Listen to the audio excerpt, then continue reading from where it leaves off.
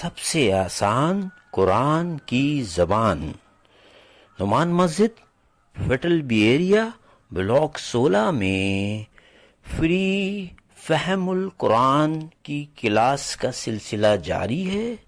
اگر آپ حضرات شریک ہونا چاہیں تو ہو سکتے ہیں۔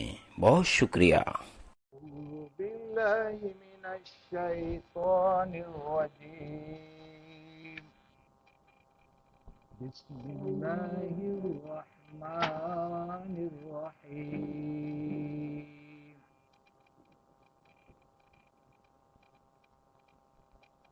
الحمد لله الذي أنزل على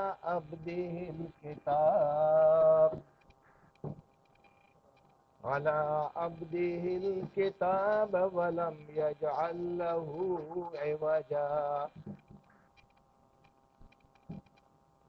قيما لينذر بأسا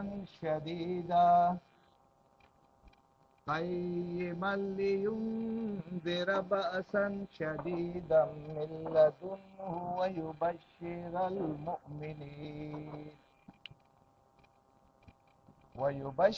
المؤمنين الذين يعملون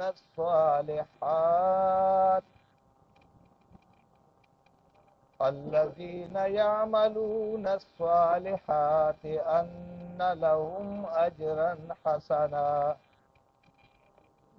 ماكثين فيه أبدا وينذر الذين قالوا اتخذ الله ولدا صدق الله العظيم رب اشرح لي صدري ويسر لي أمري واحلل عقدة من لساني يفقهوا قولي السلام علیکم ورحمۃ اللہ وبرکاتہ۔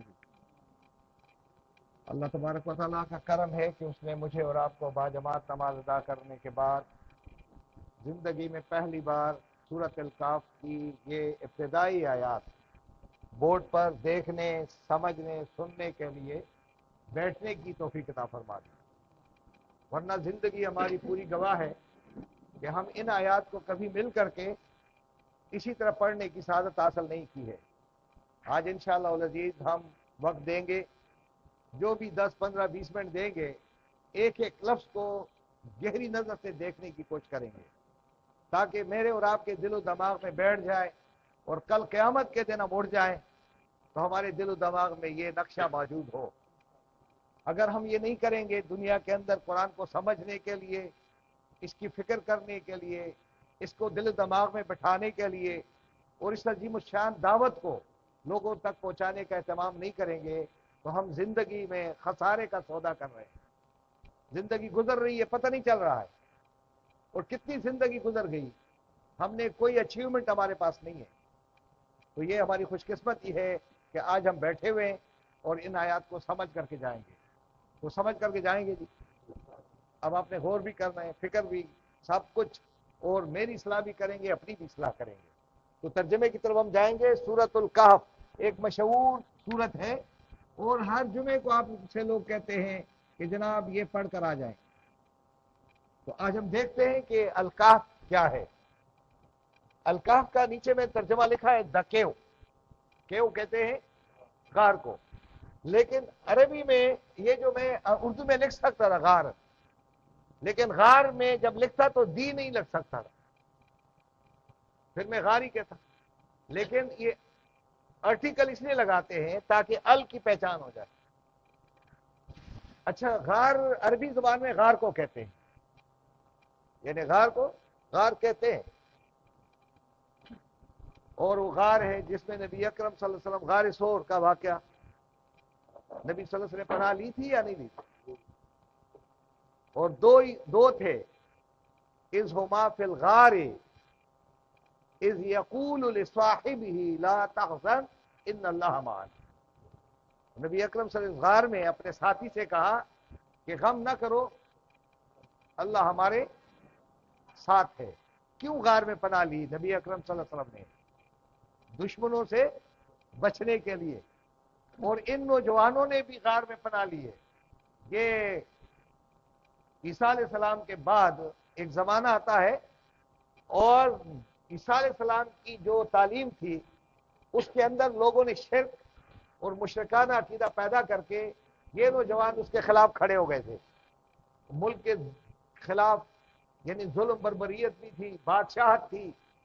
تو جب لوگوں کو پتہ چلا کہ یار یہ تو ہمارے اندر سے کھڑے ہو گئے ہیں، ان کا خاتمہ کیا جائے. یہ چشم و چراغ تھے ایک اچھے خاندان کے، اور لوگ وہی انقلاب لاتے ہیں جو پاورفل ہوتے ہیں.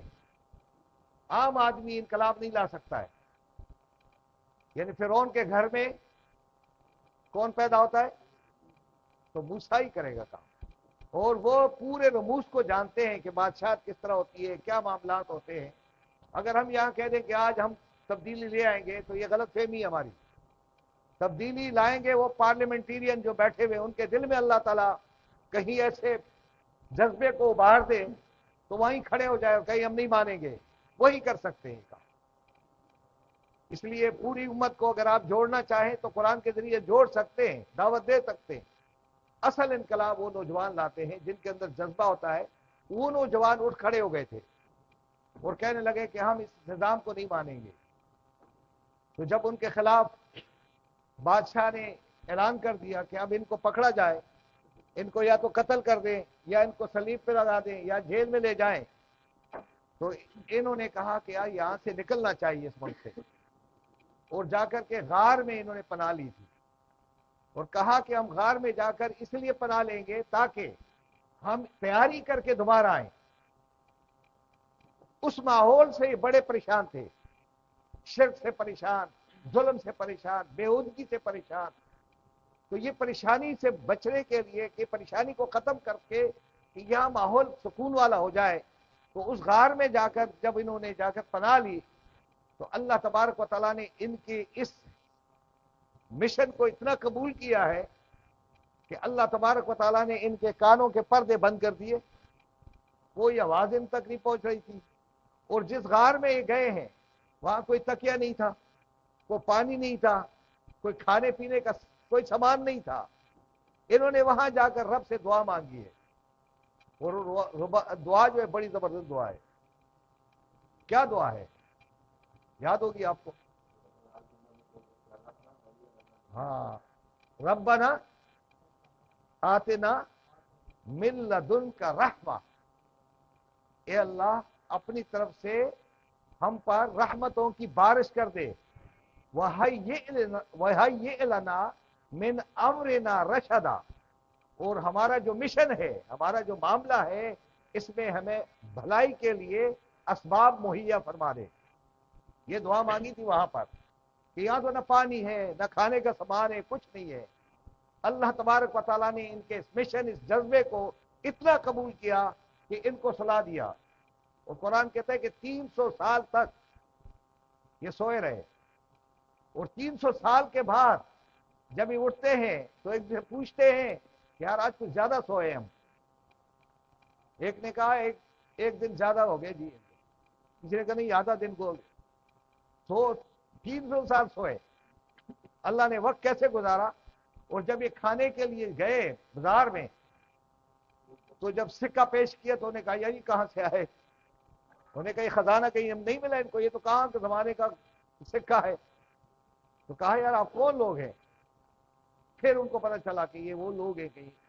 تو اللہ تبارک و تعالیٰ نے، لیکن جب انہوں نے ماحول کو دیکھا، ماحول بالکل بدل گیا تھا. ایک ایسا بادشاہ آ گیا تھا 300 سال کے بعد کہ وہ بادشاہ بڑا موحد، بڑا عبادت گزار، لوگوں کے اندر سکون، سب چیزیں تھی. جو مشن لے کر یہ اٹھے تھے، یہ سونے کے ساتھ جب سو کے اٹھ گئے ہیں دوبارہ اللہ تبارک و تعالیٰ نے اس نظام کو کیا کر دیا. اللہ ایسا ہی کرتا، اللہ تبارک و تعالیٰ ایسا ہی کرتا.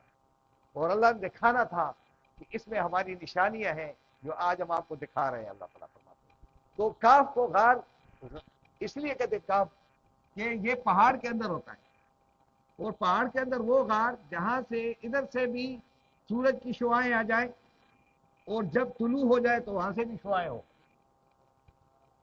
اور اللہ فرماتے ہیں ان کی کروٹیں ہم کرتے رہے، کروٹ بدلتے رہے ہم. اور ان کے ساتھ ایک اور بھی تھا، کتا بھی تھا. تو کتا نجس نہیں ہے، یہ بات یاد رکھیں، کتے کو نجس نہیں کہنا. کتا زبردست وفادار کیا ہے، جانور ہے یا نہیں ہے. نجس کہیں قرآن میں نہیں ہے کہ اس کو نجس کہو. اللہ کی مخلوق کو نجس کوئی کہتا ہے؟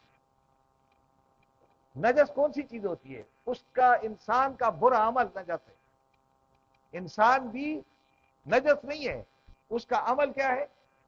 اگر برا ہے تو نجس ہے، ورنہ وہ خود نجس نہیں ہے. اس لیے اللہ تبارک و تعالیٰ فرماتے ہیں کہ یہ جس غار میں گئے ہیں اس غار کا نام ہے کہف. اور نبی اکرم صلی اللہ علیہ وسلم جس غار میں گئے تھے اس غار کا نام کیا ہے؟ غار. بس یہ وہ غار کیوں ہے کہ وہ زمین کے اندر ہے. زمین کے اندر غار کو غار کہتے ہیں، اور جو پہاڑ کے اندر ایسے ہی ہو اس کو کیا کہتے ہیں؟ کہف. دوسری بات، یہ غار کے اندر جو بات آتی ہے کہ یہ غار کو غار کیوں کہتے ہیں، یہ کیوں کہتے ہیں؟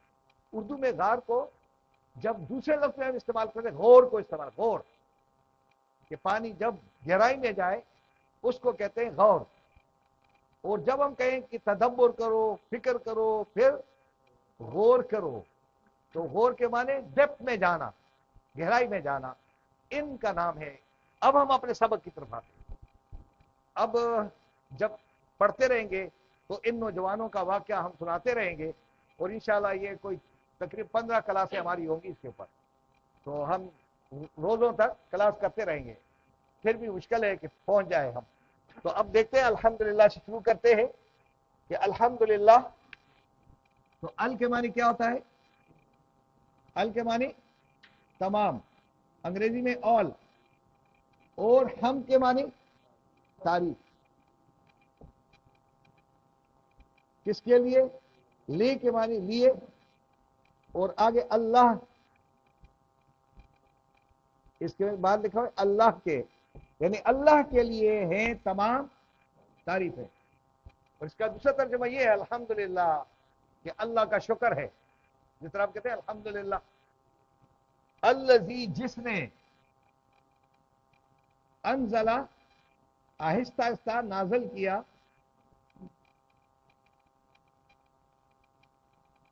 علی عبدہ، اپنے بندے پر.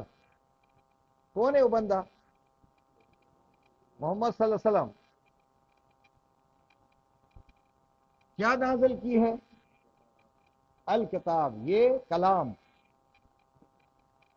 یہ کتاب، یہ قرآن. یعنی اس اللہ تبارک و تعالیٰ کا کی تمام تعریفوں میں ایک تعریف یہ ہے کہ اس نے اپنے بندے پر اس عظیم الشان کلام کو کیا کر دیا؟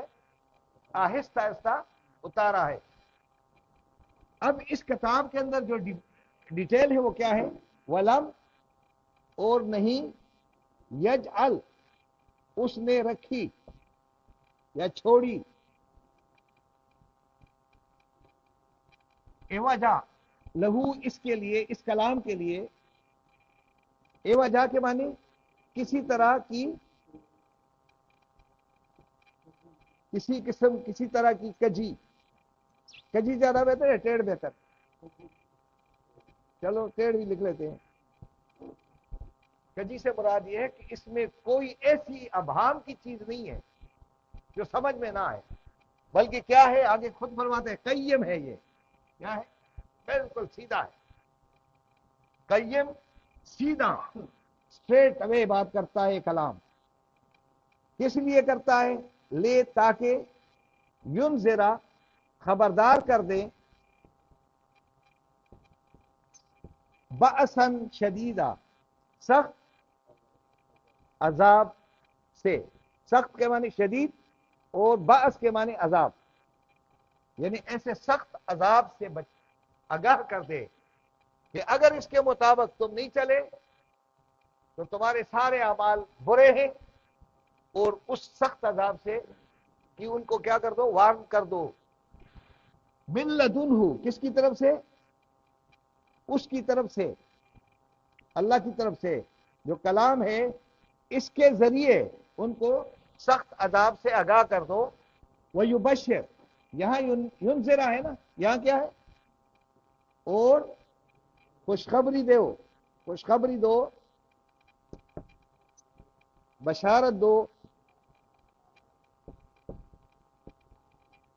کن کو؟ المؤمنین, مومنوں کو, اہل ایمان کو. المومنین کا ال علادہ ہے, میم علادہ ہے, امن علادہ ہے, اور یا نون علادہ ہے. اس کا اگر وقت پڑے تو میں آپ کو ترجمہ بتاؤں گا. الذین, یہ مومنین کون ہیں؟ وہ مومن, وہ لوگ, یا ملونا, جو اعمال کرتے ہیں یا کریں گے. کون سے اعمال؟ صالح اعمال. کون سے عمل کرتے ہیں؟ صالح عمل کرنے والے. ان کے لیے کیا ہے؟ بے شک ان کے لیے اجرن, اجر ہے, حسنا, بہترین. ان کے لیے اللہ کے ہاں کیا ہے؟ بہترین اجر ہے. اب یہاں لکھا ہوا ہے قیما لینذر,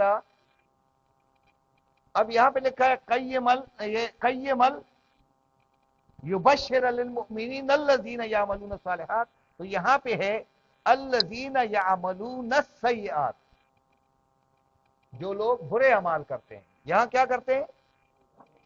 ہاں, تو ان کو ان لہم اجرا حسنا, جو اس کے مطابق صالح عمل کرتے ہیں, معاشرے کی اصلاح, اپنی اصلاح کرتے ہیں, ان کے لیے ایک بہت بڑا حسین اجر تیار ہے.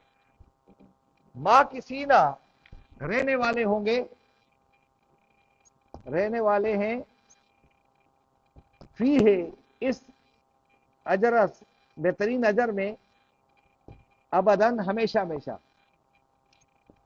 یہ جو مقام ان کو بہترین ملنے والا ہے, یہ چھیننے والا کوئی نہیں ہے, یہ پھر ہمیشہ ہمیشہ ان کے اوپر اللہ نے واجب کر دیا.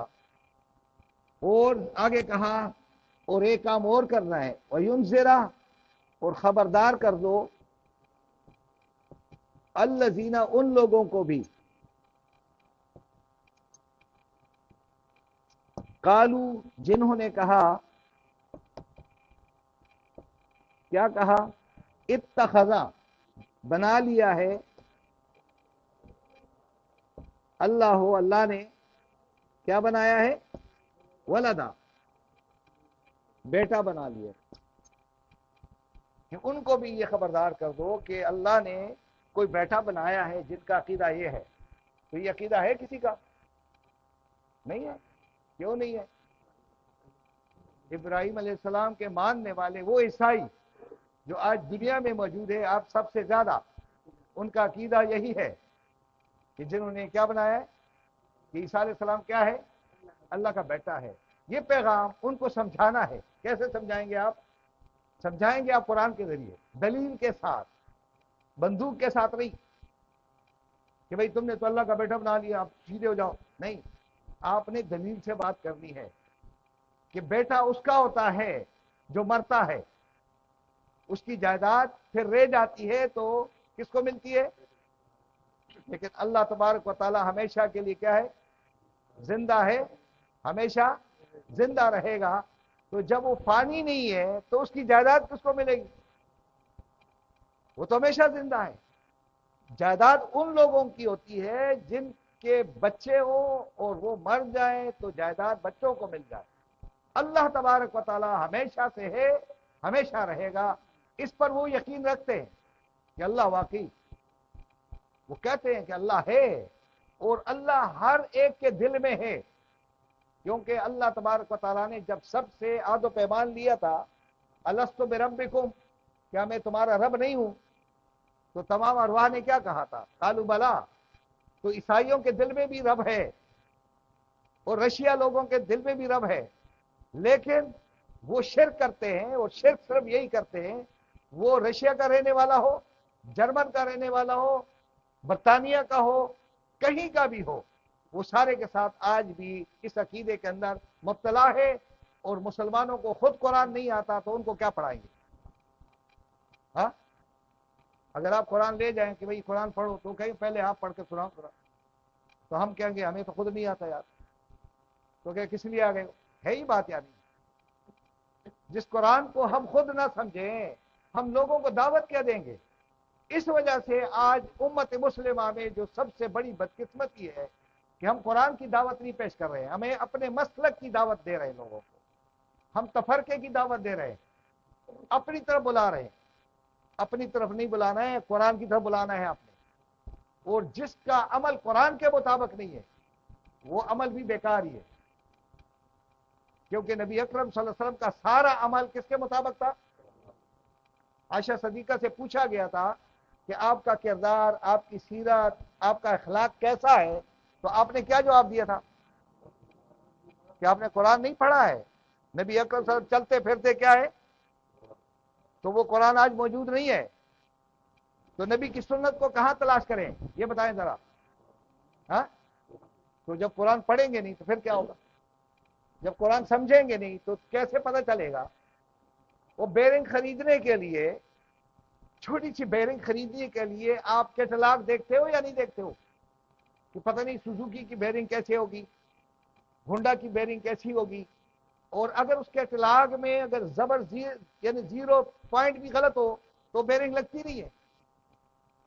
تو اگر آپ بیرنگ خریدنے کے لیے کیٹلاگ دیکھتے ہو تو جنت کو حاصل کرنے کے لیے اس کیٹلاگ کو کیوں نہیں دیکھتے ہو؟ کس نے دم کر دیا ہے مسلمانوں کو کہ قرآن کو نہ سمجھو نہ پڑھو، اور ان کو کہا گیا کہ فلاں فلاں کی کتاب پڑھو فلاں کی نہ پڑھو؟ سب کتابیں سمجھ کر کے پڑھی جاتی ہے، رب کی کتاب بغیر سوچے سمجھے پڑھی جاتی ہے یا نہیں پڑھی جاتی؟ یہ ظلم کون کر رہا ہے؟ وہ یہودی کر رہا ہے۔ آپ کو یہودی نے کہا ہے کہ نہیں پڑھو؟ آپ کو کسی نے کہا ہے؟ عیسائیوں نے کہا ہے کہ نہیں پڑھو؟ آپ کے نفس نے کہا ہے کس کو نہ پڑھا کرو؟ ہم نفس کے غلام، خواہشات کے غلام، شیطان کے غلام بن کر کے اللہ کے کلام سے دور ہو گئے۔ ان نوجوانوں نے کہا کہ ہم رب کو مانتے ہیں، رب کے ساتھ کسی کو شریک نہیں ٹھہرائیں گے، اور اگر تم ظلم کرو کچھ بھی کرو ہم اپنے ملک کو چھوڑنے کے لیے تیار ہیں۔ اور ان کے ظلم و ستم سے تنگ آ کر کے انہوں نے جا کر کے غار میں پناہ لی کہ ہم جا کر اور پلاننگ کریں گے، پھر آئیں گے ان کو یہ پیغام دیں گے۔ اس لیے آپ کے پاس اگر دعوت کوئی ہے تو قرآن کی دعوت ہے۔ اس قرآن کی دعوت کو سمجھنے کے لیے آپ کو وقت دینا ہے، تفرقے سے نکلنا ہے، دیوبندی سے نکلنا ہے، بریلی سے نکلنا ہے، سنی سے نکلنا ہے، شیعہ سے نکلنا ہے، وہابی سے نکلنا ہے۔ آپ نے کیا بننا ہے؟ مسلم۔ ہم سب کیا ہیں؟ مسلم ہیں۔ وہ قرآن میں آپ کا یہ نام نہیں ہے کہ آپ وہابی ہے، دیوبندی ہے، بریلوی ہے، یہ ہے فلاں، یہ نہیں ہے، آپ مسلم ہیں، اور قرآن آپ کو مسلم کا نام دیتا ہے۔ تو اس لیے اس کو سمجھنا بڑا ضروری ہوتا ہے۔ اگر آپ سمجھیں گے، اب میں نے یہاں پہ یہ الفاظ لگائے ہیں، اگر آپ اس کو دیکھیں گے کہ جو الفاظ نظر آ رہے ہیں ان میں کتنے حروف ہیں؟ ہر ایک میں 3 حروف ہے نا، تو یہ 3 حروف پر مشتمل جتنے بھی ہوں گے یہ ورب کہلائیں گے۔ کیا ہوں گے؟ فعل، اس کو آپ کہتے ہیں۔ فعل میں کتنے حروف ہیں؟ 3 ہے نا، تو ان میں 3 ہے یا نہیں ہے؟ اب ان سے فعل سے آپ کتنے بنا سکتے ہیں؟ یہ حمد ہے، تو تعریف کرنے والے کو کیا کہتے ہیں؟ حامد۔ جس کی تعریف کی گئی اس کو کیا کہتے ہیں؟ محمود۔ اسی لفظ سے محمد ہے، اسی لفظ سے حمید ہے، اسی لفظ سے حماد ہے، اسی لفظ سے اور بہت سارے الفاظ نکلیں گے۔ اور اسی طرح یہ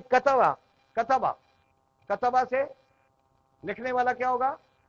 کاتب۔ جو چیز لکھی گئی وہ کیا ہوتی ہے؟ مکتوب۔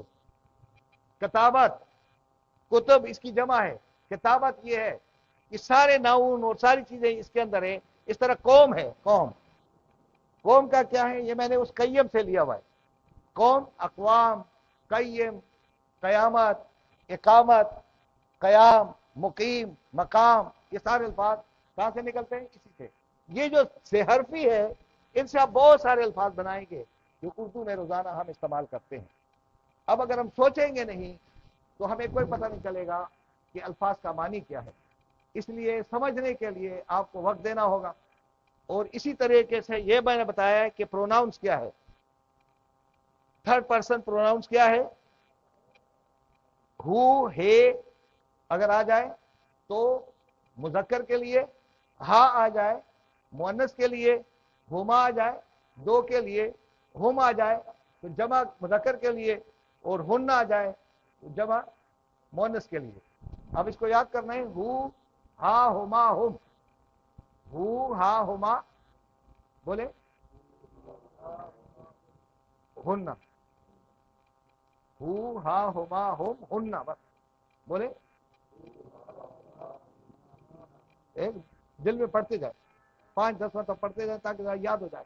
फिर मैं पूछता हूं अभी, हु हा हुमा हुम हुन्ना, हु हा हुमा हुम हुन्ना, हु हा हुमा हुम हुन्ना, नहीं याद? वो हु हा हुमा, हु हा हुमा, हु हा हुमा हुम हुन्ना, भाई नहीं याद हो गया? फिर भी याद नहीं, अब किस तरह पढ़ाऊं? हाँ, हु हा, अगर ये कहीं पता चल जाए बाजार में फलां चीज इतनी सस्ती हो गई है और शहबाज ने ऐलान कर दिया है कि चीनी 10 रुपए की मिल रही है, तो आपको मैं बताता ना तो आप एकदम समझ आते, यार वो चीनी मिल रही है। और भाई आपको कुरान के अंदर ये 12,000 मरतबा कुरान में आए प्रोनाउन है, इनको याद नहीं करोगे तो क्या याद करेंगे? हर पेज पे यही होंगे, तो इसलिए इसको याद करना कोई मुश्किल नहीं है। हु हा हुमा, हु हा हुमा, हु हा हुमा हुम हुन्ना, अब भी याद हो गया? ये बच्चे को याद हो गया? करें सुनाओ जरा भाई, देखते आप अब याद हो? क्या बात, ये बच्चे। हाँ, हु के माने क्या होता है? हेस के लिए, हेम के लिए, हा हर के लिए, हुमा देम के लिए बोथ, और होम प्लूरल के लिए देम है, और हुन्ना जो है मुअन्नस के लिए और भी देम के लिए होगा, बस यही। तो इसमें अगर कोई लफ्ज मुश्किल हो तो आप सवाल कर सकते हैं। इसमें आ गया लदुन हु, ये है होम आ गए, ये लहोम, ये होम इधर भी, अब भी ही, ये देखें आगे, इधर देखें यहां पे होगा कहीं और भी, फी है, ये देखें यहां भी है, और ये फी है, ये भी है, ज़ालिकल किताब ला रैब फीह। तो ही के नीचे जब जेर आ जाए तो मुजक्कर है, और उसके ऊपर पेश आ जाए तो भी मुजक्कर के लिए होगा, तो इसको भी याद करना बड़ा जरूरी है। तो ये याद हो गया जी। अल्हम्दुलिल्लाहिल्लज़ी, तमाम तारीफें उस अल्लाह के लिए जिसने अपने बंदे पर यह किताब नाजल की है, उसका शुक्र है, उसकी तमाम तारीफें। वलम यजअल लहू इवजा, और इस कुरान में जरा भी कोई कजी नहीं रखी है, बिल्कुल स्ट्रेट अवे है, कय्यम है। कय्यम कहते हैं अरबी जुबान में जनरल सेक्रेटरी को, जो बड़ा हर वक्त तैयार रहता हो। कय्यमन यानी बिल्कुल सीधा है।